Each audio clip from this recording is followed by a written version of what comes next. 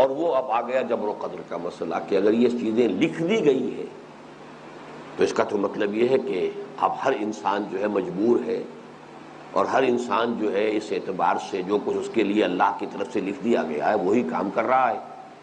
تو اب کیسا ثواب اور کیسا عذاب، بدلہ کس کا، سزا کس کی، یہ چیز تو لکھ دی گئی. تو یہ جو ایک فلسفے کا بہت اہم مسئلہ ہے، بڑا ٹیڑھا مسئلہ، جبر و قدر. آیا انسان قادر ہے جو چاہے کرے، یا مجبور ہے کہ وہی کچھ کرتا ہے جو اس کے لیے پہلے سے طے کر دیا گیا ہے؟ منطقی طور پر قادر ہے تو مستوجب جزا و سزا ہے، پھر تو اسے جزا یا سزا ملنی چاہیے. صحیح کام کیا تو اسے جزا ملے، برا کام کیا تو سزا ملے. اور اگر وہ مجبور ہے تو پھر ظاہر بات ہے کہ کسی جزا و سزا کا سوال نہیں. ناحق ہم مجبوروں پر یہ تہمت ہے مختاری کی، جو چاہے ہیں آپ کرے ہیں، ہم کو اعظم بدنام کیا، ہم کو عبث بدنام کیا. اب یہ جو ہے مجبوری، اور یہ شاعری کا بھی ایک بڑا اہم موضوع رہا ہے، فلسفے کا اہم موضوع ہے. قرآن مجید میں کہیں تو ایسی آیات آ جاتی ہیں کہ جس میں انسان کے خود قادر ہونے کی طرف رجحان غالب، فمن شاء فلیؤمن ومن شاء فلیکفر، جو چاہے ایمان لائے، جو چاہے کفر کرے. بعض جگہ یہ معلوم ہوتا ہے کہ نہیں، تو اللہ تعالیٰ کی طرف سے ہے. وما تشاءون الا ان یشاء اللہ، تمہارے چاہے کچھ ہو ہی نہیں سکتا جب تک کہ اللہ نہ چاہے. تو یہ جو ہے علم کلام کا، فلسفے کا مشکل ترین موضوع ہے، مسئلہ جبر و قدر. پہلی بات تو اس کے سبب میں یہ جان لیجئے، مسئلہ جبر و قدر پر چونکہ ہماری ایمانیات میں بھی شامل ہے، والقدر خیر ہی و شر ہی، یہ ہم جو حدیث جبرائیل ہے اس میں پڑھ چکے ہیں. وَتُؤْمِنَ بِالْقَدْرِ خَيْرِهِ وَشَرِّهِ، تم ایمان رکھو قدر پر، تقدیر پر، اس کے خیر پر بھی، اس کے شر پر بھی. تو یہ چونکہ آرٹیکل آف فیتھ میں سے ہے، تو آرٹیکل آف فیتھ میں کوئی چیز ایسی شامل نہیں ہو سکتی کہ جو انسان کے تصور سے یا انسان کی ذہن کی گرفت میں آنے سے بالکل باہر کی شے ہو. یہ تو نہیں ہو سکتا. پورا نہ آئے لیکن کچھ نہ کچھ تو اس کو آنا چاہیے، تبھی اس انسان جو ہے اس کے ماننے پر مکلف ہوگا، ورنہ تو ماننے پر مکلف نہیں ہو سکتا. تو یقیناً اس کا فہم تو حاصل ہو سکتا ہے. البتہ اس پر جب بحث کی جائے گی تو الجھ جائے گا. گفتگو جب آپ کریں گے اس میں یہ کہ یقیناً کوئی ایسی الجھن پیش آ جائے گی کہ پھر آپ الجھ کر رہ جائیں گے، مسئلہ جو ہے سلجھے گا نہیں. ایک معمہ ہے سمجھنے کا نہ سمجھانے کا، اس میں یہ ہے کہ بحث سے سختی کے ساتھ روک دیا گیا. میں وہ آپ کو حدیث سنا دینا چاہتا ہوں. یہ حدیث جو ہے یہ ترمذی، جامع ترمذی کی روایت ہے. عن ابی ہریرہ رضی اللہ تعالی عنہ قال خرج علینا رسول اللہ صلی اللہ علیہ وسلم ونحن نتنازع فی القدر، کہ ایک روز ایسا ہوا کہ حضور صلی اللہ علیہ وسلم برآمد ہوئے اپنے حجرہ مبارکہ سے. ہم بیٹھے ہوئے تھے مسجد میں اور ہم جھگڑ رہے تھے قدر کے بارے میں. نتنازع، تنازع ہو رہا تھا، مناظرہ ہو رہا تھا، بحث و نزاع ہو رہا تھا فی القدر، تقدیر کے بارے میں. فغضب، تو حضور اس پر غضبناک ہوئے، آپ کو غصہ آیا. حتی احمر وجہہ، اور اتنا غصہ آیا کہ آپ کا چہرہ سرخ ہو گیا. حتی کأنہا فقع فی وجنتہ حب الرمان، یہاں تک آپ کا غصہ بڑھا، چہرہ اتنا سرخ ہو گیا کہ ایسے محسوس ہوا جیسے آپ کے دونوں گالوں میں جو انار ہوتا ہے، سرخ انار، اس کا عرق نچوڑ دیا گیا ہے. یعنی اتنے سرخ ہو گئے آپ کے گال کہ جیسے وہ سرخ انار کا جو ہے وہ اس کا جوس، اس کا عرق جو ہے وہ آپ کے دونوں چہروں، دونوں گالوں پر یہ گویا کہ نچوڑ دیا گیا. فقال، آپ نے اس غصے کی حالت میں فرمایا، اب ھذا امرتم، کیا تمہیں اس بات کا حکم دیا گیا ہے؟ اب بھذا ارسلت الیکم، یا کیا میں اس کام کے لیے تمہارے پاس بھیجا گیا ہوں؟ انما ہلک من کان قبلکم حین تنازعوا فی ھذا الامر، کان کھول کر سن لو، تم سے پہلے جو لوگ تھے وہ ہلاک ہو گئے جب انہوں نے اس معاملے کے اندر بحثیں شروع کی. عزمت علیکم، عزمت علیکم، دیکھو میں تمہیں تاکید کر رہا ہوں، میں تمہیں تاکید کر رہا ہوں، میں تمہیں تاکیدی حکم دے رہا ہوں، اللہ تنازعوا فیہ، اس معاملے کے اندر آپس میں جھگڑو نہیں۔ رواہ الامام الترمذی رحمہ اللہ۔ تو میں نے دو باتیں کہیں، ایک تو بات عقلی ہے، عقلی یہ ہے کہ چونکہ یہ آرٹیکل آف فیتھ میں ہے، آرٹیکل آف فیتھ میں، ایمانیات میں یہ تو ہے، اللہ کی حقیقت تو ہماری سمجھ میں نہیں آ سکتی، لیکن کچھ نہ کچھ تو انسان جو ہے عقل سے، منطق سے سمجھتا ہے کہ یہ کائنات بہرحال کسی کے پیدا کیے پیدا ہوئی ہے، یہ آیات اسی کی ہے۔ اس کی ذات کو نہ سمجھ سکے، اس کی صفات کو تو کچھ سمجھتے ہیں کہ اللہ کل شیء قدیر ہے، بکل شیء علیم ہے، العزیز ہے، الجبار ہے، یہ ساری چیزیں تو کچھ نہ کچھ تو سمجھ میں آتی ہیں۔ اسی طریقے سے نشأۃ ثانیہ، دوبارہ اٹھنا، باعث بادل بہت سمجھ میں آتا ہے، زمین مردہ ہو جاتی ہے پھر دوبارہ زندہ ہو جاتی ہے، تو انسان جس نے پہلی مرتبہ پیدا کیا ہے کیا وہ دوبارہ پیدا نہیں کر سکتا؟ الیس ذلک بقادر، کیا وہ اس پر قادر نہیں؟ الا یحیی الموتى، کہ مردہ کو زندہ کر دے۔ اسی طریقے سے وہی فرشتہ، جبرائیل، یہ سب سمجھ میں آنے والی کسی نہ کسی درجے، اگرچہ فرشتے کی بھی حقیقت ہم نہیں سمجھ سکتے۔ فرشتوں کو اس کی اصل ملکی شکل میں حضور نے صرف 2 مرتبہ دیکھا ہے، حضور نے صرف 2 مرتبہ دیکھا ہے، تو کون دیکھے گا وہ؟ تو اس حوالے سے جو جتنے بھی ایمانیات کے جتنے موضوعات ہیں، ان کا کچھ نہ کچھ تصور سا، کچھ نہ کچھ انسان کے فہم سے اس کا کچھ نہ کچھ رابطہ قائم ہوتا ہے، اگرچہ اس کی کل حقیقت ہم نہیں جان سکتے۔ تو بالکل اسی طرح یہ مسئلہ بھی کچھ نہ کچھ سمجھ میں آنا چاہیے، چونکہ ہم اس کا احاطہ نہیں کر سکتے، کل کو نہیں سمجھ سکتے، لہذا بحث کریں گے تو الجھ جائیں گے۔ اسی لیے کہا گیا ہے کہ اللہ تعالیٰ کی صفات میں غور کرو، آلاء اللہ میں غور کرو، اس کی ذات میں غور مت کرو۔ وہ میں آپ کو شعر سنا چکا ہوں، حضرت ابوبکر صدیق رضی اللہ تعالیٰ عنہ نے فرمایا کہ العجز عن درک الذات ادراک، اللہ تعالیٰ کی ذات کے ادراک سے عاجز ہو جانے کا جب احساس ہو جاتا، بس یہی ادراک ہے۔ تو دل میں تو آتا ہے، سمجھ میں نہیں آتا، بس جان لیا میں تیری پہچان یہی ہے۔ سمجھ میں نہیں آتا، دل میں آتا ہے کہ ہاں ہے، ہست دور بینان بارگاہ الست، جس پہ این برداند کے ہست ہے کوئی نہ کوئی، اور وہ کوئی نہ کوئی کیا ہے، کیسا ہے، وہ اس کی ذات کو ہم نہیں جانتے، صفات سے ضرور کچھ نہ کچھ ہمارا تصور ہے۔ تو اسی طریقے سے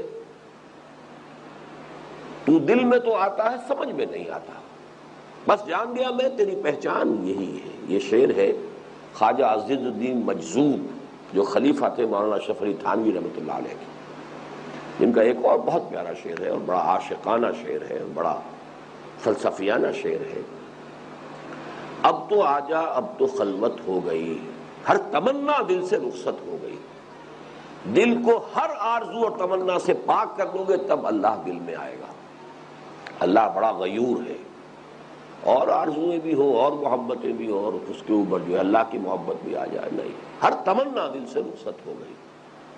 اب تو آجا، اب تو خلوت ہو گئی، اللہ تعالیٰ تب آتا ہے۔ بہرحال اس کو نوٹ کیجئے کہ 2 باتیں میں نے عرض کی کہ قدر کا مسئلہ اگرچہ بتمام و کمال سمجھ میں آنے والا نہیں ہے، لیکن کچھ نہ کچھ سمجھ میں آنا چاہیے، تبھی ہمیں اس پر ایمان لانے کا حکم دیا گیا۔ البتہ اس کی کل حقیقت سمجھ میں نہیں آئے گی، لہذا اس پر بحث و نظار نہیں ہونا چاہیے۔ عزمت علیکم اللہ تنازعوا فیہ، میں تمہیں تاکیداً حکم دے رہا ہوں، میں تمہیں تاکیداً حکم دے رہا ہوں کہ اس کے بارے میں جھگڑنا نہیں۔ اب وہ کس حد تک سمجھ میں آتا ہے اس کو میں ذرا بعد میں عرض کروں، لیکن یہاں پہلے اس حدیث کو آپ پورے کو پڑھ لیں۔ ثم يرسل إليه الملك فينفخ فيه الروح ويؤمر بأربع كلمات بكتب رزقه وأجله وعمله وشقي أو سعيد۔ اب اس کا ایک نتیجہ نکلتا ہے جس کو پہلے بیان کیا گیا، فوالذی لا الہ غیرہ، تو قسم ہے اس ذات کی جس کے سوا کوئی الہ نہیں ہے۔ حضور فرما رہے ہیں ان احدکم لیعمل بعمل اہل الجنۃ حتی لا یکون بینہ وبینہا الا ذراع، تم میں سے کسی شخص کا یہ حال ہوتا ہے کہ وہ اہل جنت کے سے عمل کرتا رہتا ہے، کرتا رہتا ہے، کرتا رہتا ہے، کرتا رہتا ہے، یہاں تک کہ اس کی اور جنت کے درمیان ایک ہاتھ سے زیادہ فاصلہ نہیں رہتا، اتنا قریب جنت کے پہنچ گیا۔ فَيَسْبِقُ عَلَيْهِ الْكِتَابُ، لیکن پھر اس پر وہ کتاب جو ہے، تقدیر جو پہلے سے لکھ دی گئی ہے بات کہ یہ شقی ہے سعید نہیں ہے، وہ اس پر غالب آ جاتی ہے۔ فَيَعْمَلُ بِعَمَلِ أَهْلِ النَّارِ فَيَدْخُلُهَا، تو اب وہ عمر کے آخری حصے میں جہنمیوں کے سے کام کرنے شروع کر دیتا ہے، اہل النار کے سے کام کرنے شروع کر دیتا ہے، یہاں تک کہ اس میں داخل ہو جاتا ہے۔ وَإِنَّ أَحَدَكُمْ لَيَعْمَلُ بِعَمَلِ أَهْلِ النَّارِ، اس کے برعکس بھی ہے، وائسی ورثہ کہہ دیتے تو بس بات پوری تھی، لیکن یہ کہ یہاں پر اس کی وضاحت پوری کی حضور نے۔ تم میں سے کوئی شخص ایسا بھی ہو سکتا ہے کہ جو جہنمیوں کے سے کام کرتا رہے حتی لا یکون بینہ و بینہا الا ذراع، اس درجے وہ جہنمی بن چکا ہو کہ اس کے اور جہنم کے درمیان بس ایک ہاتھ کا فاصلہ رہ جائے۔ فَيَسْبِقُ عَلَيْهِ الْكِتَابُ، پھر اس کے اوپر نوشتہ غالب آ جاتا ہے۔ فَيَعْمَلُ بِعَمَلِ أَهْلِ الْجَنَّةِ، پھر وہ عمل کرتا ہے جنت والوں کے سے عمل، فَيَدْخُلُهَا، اور اس میں داخل ہو جاتا ہے۔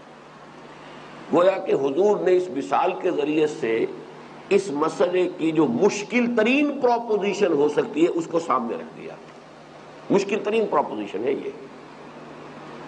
ایک شخص ساری عمر، فرض کیجئے 100 برس کی عمر تھی، 99 برس تک وہ اہل جنت کے کام کرتا رہا، 100ویں برس میں آ کر اور اس کی کچھ ایسی مت ماری گئی یا کچھ ہو گیا، بظاہر تو ہم یہی کہیں گے کہ اب وہ جہنمیوں میں سے کام شروع کر دیا اور وہ گیا جہنم میں گیا۔ انہونی بات نہیں ہے یہ۔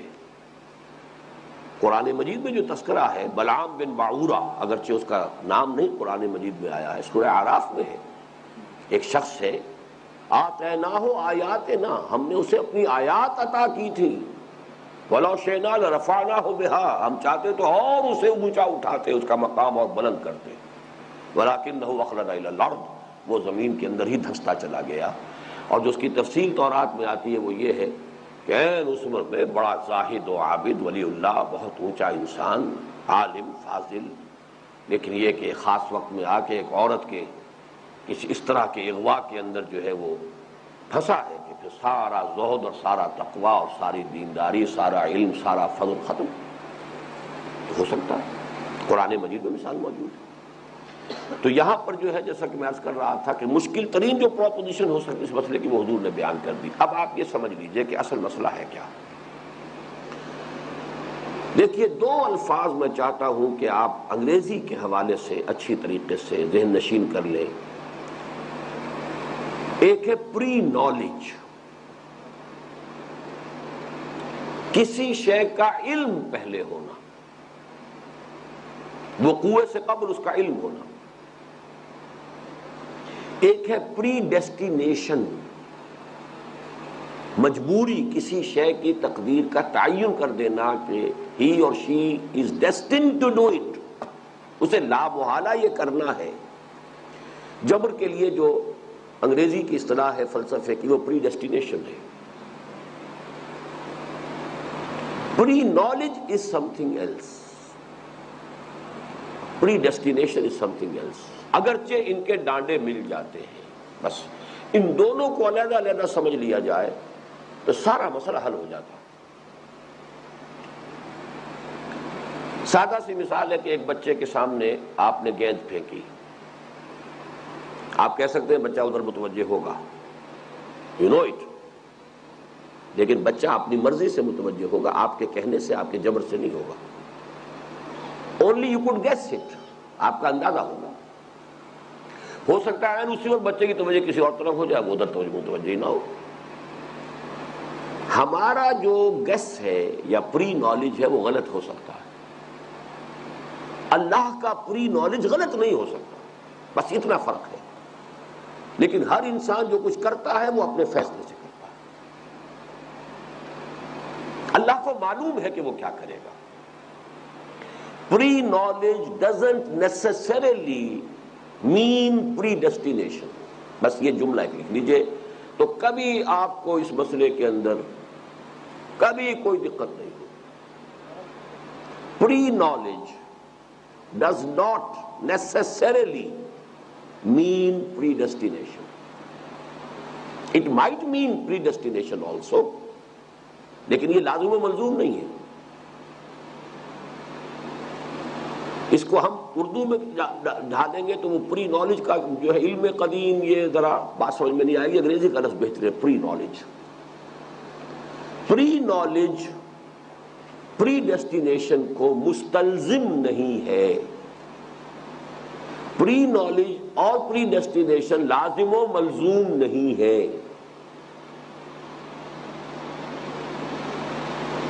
پری knowledge does not necessarily mean predestination. اللہ کا پری نالج ہے کہ کوئی کیا کرے گا، اور وہی اصل میں قرآن مجید میں جو آتا ہے کل شیء عنده فی ام الکتاب، کہیں کتاب میں آتا ہے ہر چیز لکھی، وہ کتاب اللہ تعالیٰ کے علم کی کتاب ہے، ہر شے لکھی ہوئی ہے، یہ کرے گا، لیکن وہ کرتا ہے اپنے فیصلے سے۔ انا ہدیناہ السبیل اما شاکرا و اما کفورا، ہم نے اسے راستے کی ہدایت دے دی ہے، راستہ کھول دیا ہے اس کے سامنے، اب وہ چاہے تو ناشکرا ہو جائے، چاہے تو شکر گزار ہو جائے۔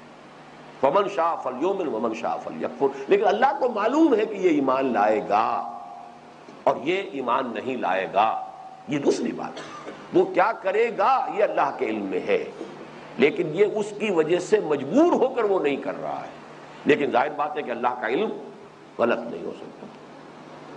بس اس مسئلے سے بات سمجھ میں آ جاتی ہے۔ اب دیکھیے ہم اس کی توجیہ یوں کریں گے، آخری جو مشکل ترین مثال آئی ہے، ایک شخص کی اندرونی شخصیت کچھ اور ہوتی ہے، کچھ ظاہری اور معاشرتی یا وقتی اسباب کے تحت اس نے لبادہ کوئی اور اوڑھ رکھا ہے، اور وہ پھر جہنمیوں کے سے کام کرے گا اور جہنم میں جائے گا۔ اسی کو ہم کہیں گے کہ اللہ کا وہ پری نالج جو ہے وہ ثابت ہو جائے گا کہ وہ صحیح تھا۔ ایک شخص جو ہے وہ غلط کام کر رہا ہے، لیکن ہو سکتا ہے کہ اس کے اندر کویسٹ فار ٹروتھ موجود ہو، چھپی ہوئی ہے، وہ بھی تلاش میں ہے، جب تک تلاش میں غلط کام تو کر رہا ہے وہ، جب تک کہ شراب کی حرمت نہیں ہوئی تھی تو شراب تو پی رہے تھے صحابہ بھی، سب کچھ یہ ہو رہا تھا، جوا بھی کھیلتے ہوں گے، اس لیے کہ ان کے ہاں جوئے کا رواج تھا، حج کے موقع پر جب قربانی کرتے تھے قربانی کی گوشت پر جوا کھیلتے تھے، اور جوا کھیل کے وہ خود اپنے لیے نہیں کماتے تھے، وہ غریبوں کو دے دیتے تھے، لیکن یہ ہو گیا آج اس نے اتنا گوشت دیا ہے تو معلوم ہوا کہ اس نے جوئے میں جیتا اور دے دی۔ اب یہ کرتے ہی ہوں گے نا، یہ یقین کے ساتھ تو نہیں معلوم ہے، لیکن جب شراب پیتے تو یہ کیوں نہیں کرتے ہوں؟ اسی طریقے سمجھیے کہ ایک شخص کے اندر جب تک کہ ابھی اس کی سرچ فار ٹروتھ اس کے اندر ہے، لیکن یہ کہ وہ غلط کام تو کر رہا ہے اس وقت تک، لیکن اس کی اندرونی وہ سرچ جو ہے، اس کا خلوص، اس کے اندر جو طلب تھی خیر کی، ایک وقت میں آ کے وہ ظاہر ہو جاتی ہے، لہذا وہ اپنی نیکی کے کام کرتا ہے، نیکی کے راستے پر آتا ہے، آخری وقت میں ایمان لے آتا ہے، معلم یغرغر، جب موت کے آثار شروع ہو جائیں تب تو توبہ اور ایمان بیکار، لیکن موت کے آثار شروع ہونے سے پہلے توبہ کرتا۔ توبہ آپ کو معلوم ہے، کوئی شخص کفر سے ایمان میں آ گیا تو ساری زندگی کے پچھلے جو اس کے گناہ ہیں وہ معاف ہو گئے کہ نہیں ہو گئے؟ تو کوئی اس میں دقت نہیں ہے، لیکن صرف تعبیر کا فرق ہے، ظاہری الفاظ کے حوالے سے بڑے بڑے اشکالات اس میں آ گئے، لیکن اگر ایک وہ حقیقت سامنے ہو، ہماری جو اس کتاب کا جو میں نے حوالہ دیا ہے اس میں جو اصل میں اس کی دو جملوں میں کہ در حقیقت ایمان بالقدر نام ہے اللہ کی دو صفات پر ایمان کا، ایک تو اس صفت پر ایمان اللہ ہر شے پر قادر ہے، کسی کے کیے کچھ نہیں ہو سکتا جب تک کہ اذن رب ہو۔ مجھے اللہ نے طاقت دے رکھی ہے، میں اپنا ہاتھ اٹھا سکتا ہوں، لیکن میں ہاتھ نہیں اٹھا پاؤں گا جب تک کہ اذن رب نہ ہو۔ ہر لحظہ ہر آن اللہ کا اذن ہوتا ہے، پتا تک بھی جنبش نہیں کھا سکتا جب تک کہ اذن نہ ہو۔ تو کسی کام کو کرنے کا ارادہ میرا ہے، اس کام کا بالفعل ہو جانا اذن رب کے بغیر ممکن نہیں ہے۔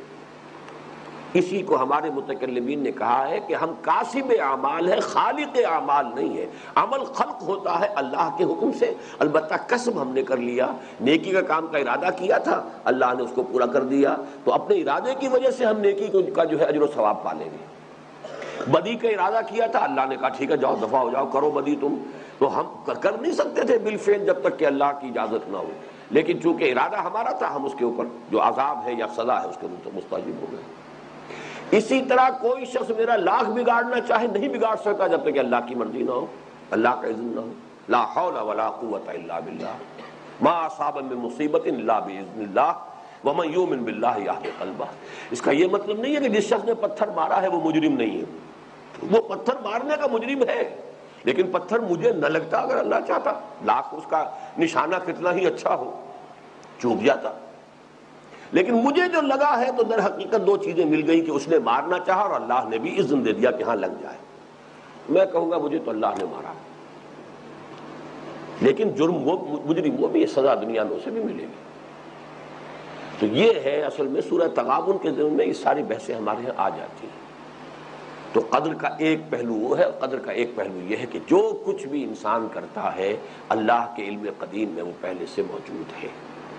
بہرحال یہ حدیث مبارک جو ہے یہ یوں سمجھیے کہ بڑے اہم مہمات امور جن کو کہنا چاہیے، فلسفے کے، سائنس کے، مسئلہ جبر و قدر ہے، حقیقت انسان ہے.